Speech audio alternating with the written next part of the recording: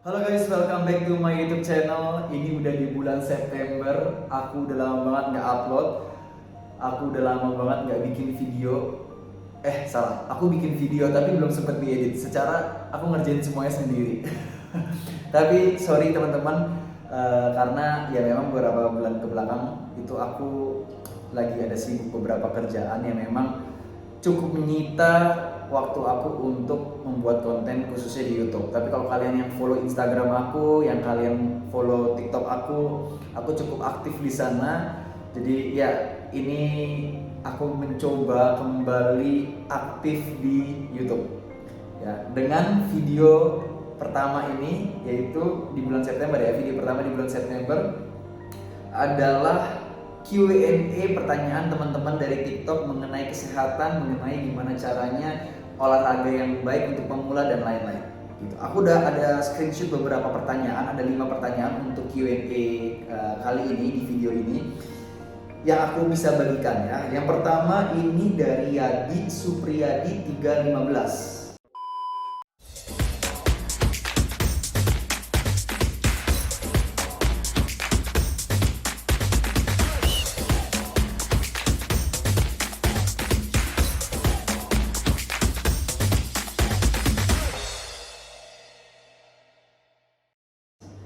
Tipsnya dong biar konsisten ngebentuk badan.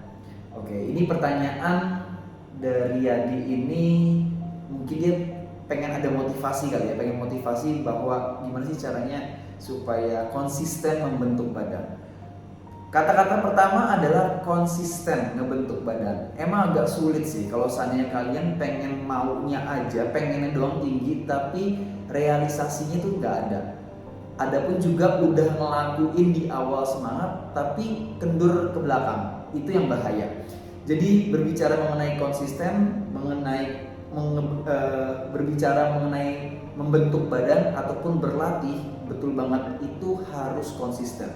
Gak bisa kalian melakukan sesuatu olahraga yang di awal kencang, abis itu hilang, yang ada capek doang. Terus abis itu kalian ngelakuin olahraga begitu-begitu aja, nggak ada progres. Nah itu juga salah. Jadi untuk jawab pertanyaan Yadi Supriyadi 315, tipsnya dong biar konsisten ngebentuk badan. Satu adalah mindset. Mindsetnya adalah gimana caranya saya pengen punya badan yang sehat. Yang pertama itu harus sehat dulu aja. Gak usah pengen kurus berapa turun berapa kilo, atau pengen ngebentuk otot dada, tangan, lengan dan segala macam. Gak usah, mikirnya sehat dulu. Terus yang kedua adalah buat penampilan diri sendiri, yang mana maksudnya ini adalah supaya kalian lebih percaya diri. Gak bohong kalau seandainya kalian konsisten untuk membentuk badan, it means kalian menjaga badan kalian, peduli dengan badan kalian sendiri. Jadi secara otomatis itu akan meningkatkan rasa percaya diri kalian untuk berpakaian, ketemu sama orang, gestur kalian itu bisa lebih dalam tanda kutip ya, dipandang sama orang lain untuk kayak badannya keren banget gitu, kok lebih kelihatan seger ya. Nah gitu. Itu yang poin kedua. Terus mungkin yang poin ketiga adalah cara berlatih untuk diri sendiri, bukan karena ketergantungan orang lain gitu. Ada orang yang berlatih harus ditemenin, ada orang yang berlatih harus kayak gue kalau sama dia nggak mau segala macam.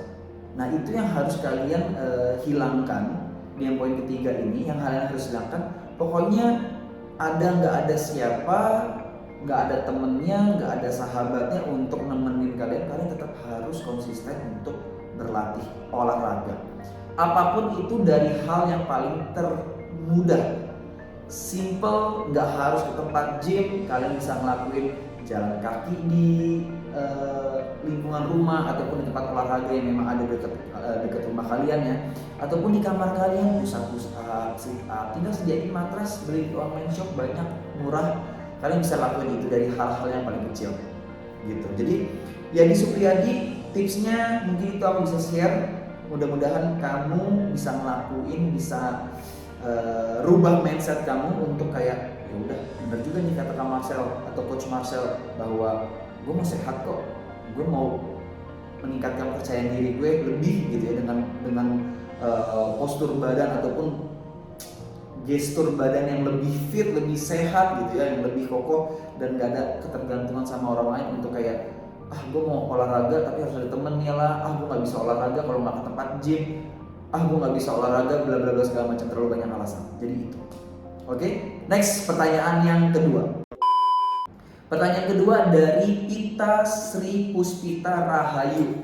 Pertanyaannya adalah workout buat pemula usia 34 tahun, ibu-ibu, 2 anak apa ya bang yang mudah dilakukan di rumah?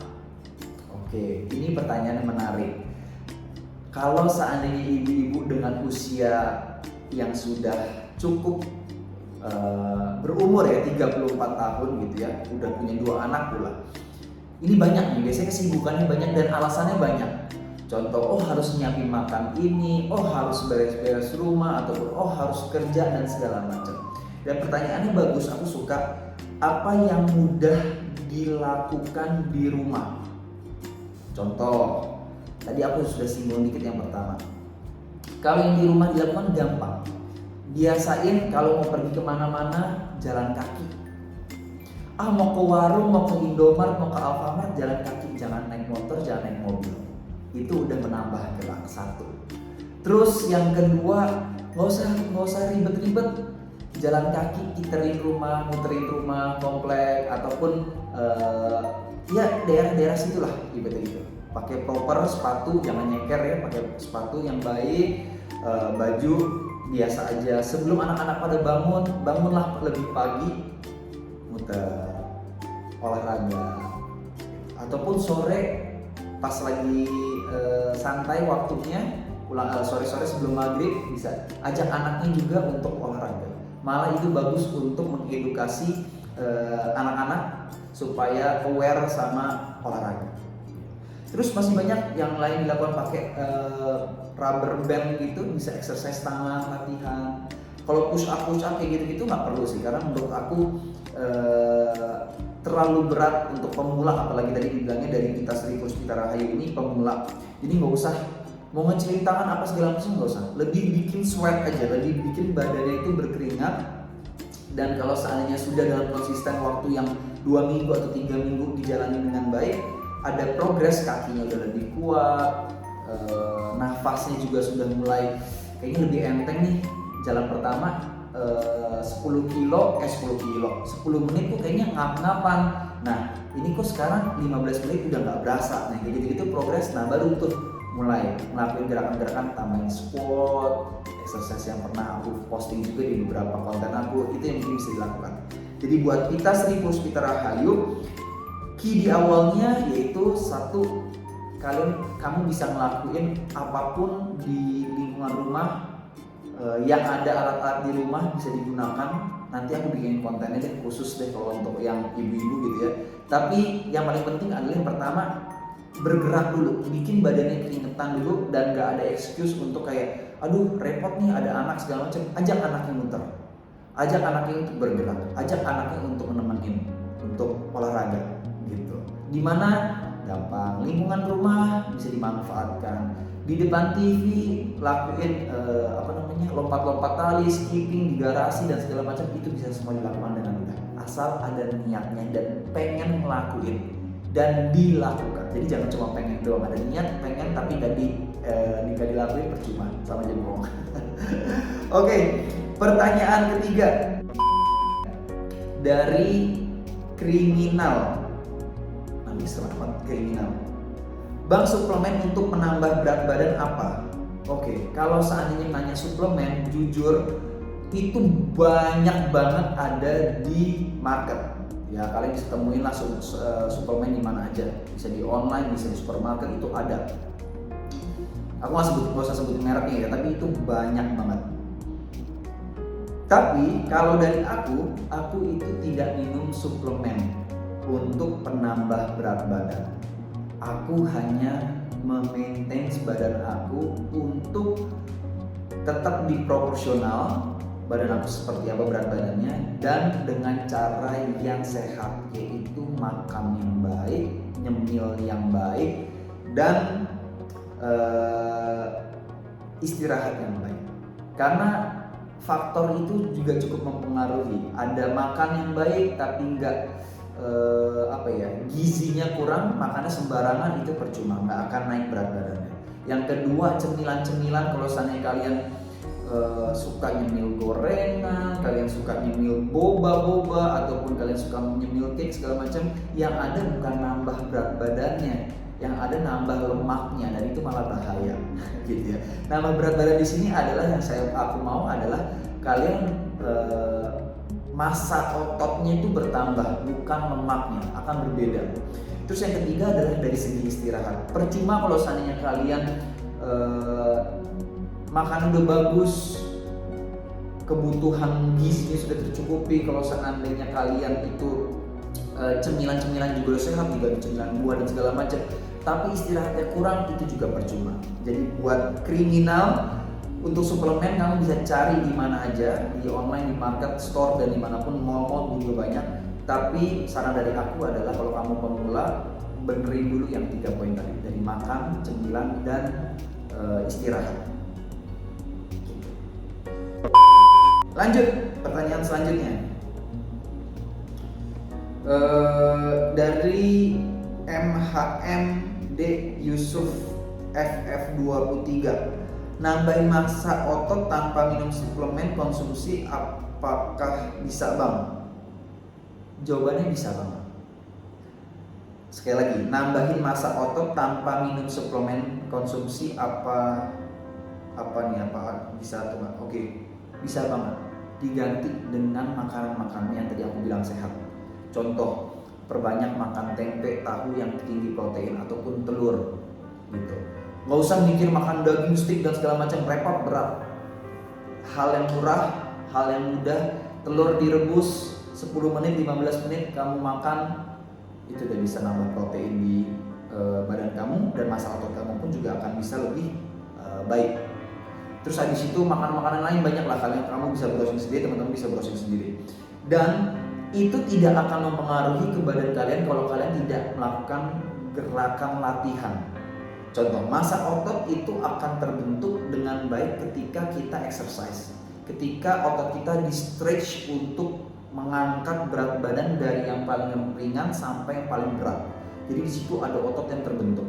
Jadi makanan yang dikonsumsi atau minuman yang dikonsumsi itu sudah masuk ke dalam tubuh kita. Kalau nggak dibakar, kalau nggak dilakuin, ya ototnya juga tidak akan terbentuk. Gitu.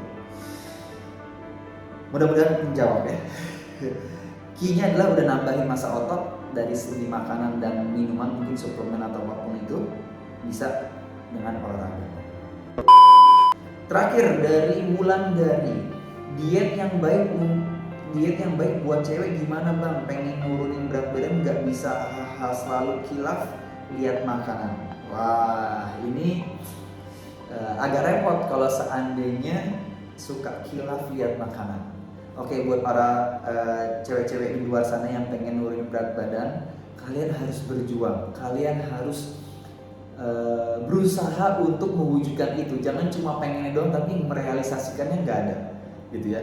Kalau sekilas lihat makanan, pertanyaan aku gini, kalian makan itu buat lidah atau mulut kalian, atau buat perut kalian yang mana akan dicerna? Kalau keinginan lidah, keinginan mulut, semua makanan pasti pengen, karena ada rasa, kita pengen asin, kita pengen manis di lidah kita. Tapi kalau seandainya mikirnya buat kesehatan, buat kebutuhan badan kita nggak banyak gerak tapi kita mau makan banyak, itu salah. Tapi kalau kita mau makan banyak tapi kita banyak juga bergerak, itu nggak ada masalah gitu ya. Jadi tolong di manage. Kalau kilaf lihat makanan, berarti itu kamu harus ya memang lebih paham lagi nih gimana cara mengeremnya. Terus nurunin berat badan, buat aku pikirnya gini, kalau kalian itu aktivitasnya tinggi, makan banyak gak apa-apa. Tapi kalau kantoran kerjanya cuma duduk terus gak pernah mau olahraga, dan semua apa-apa tinggal pencet atau tinggal panggil mbak minta tolong, atau siapa minta tolong, tidak mau bergerak sendiri, itu tidak akan pernah bisa gitu. Diet yang benar adalah mengkonsumsi makanan yang disesuaikan dengan kebutuhan apa yang ada di badan kita, bukan mengurangi makanan ataupun malah tidak makan sama sekali. Diet yang benar seperti itu. Jadi tenaga yang kita keluarkan itu sesuai dengan apa yang kita makan. Kembali, kita makan itu sesuai dengan apa yang kita butuhkan, tenaga kita untuk yang kita keluarkan. Jadi porsinya pas, gitu ya. Jangan makannya sedikit-sedikitin, tapi ternyata kita aktivitasnya tinggi banget, yang ada jatuh sakit. Ya, ataupun kita makan banyak, terus habis itu bergeraknya kurang, yang ada nimbun lemak. Gitu. Jadi nggak akan terrealisasi tuh yang namanya pengen nurunin berat badan.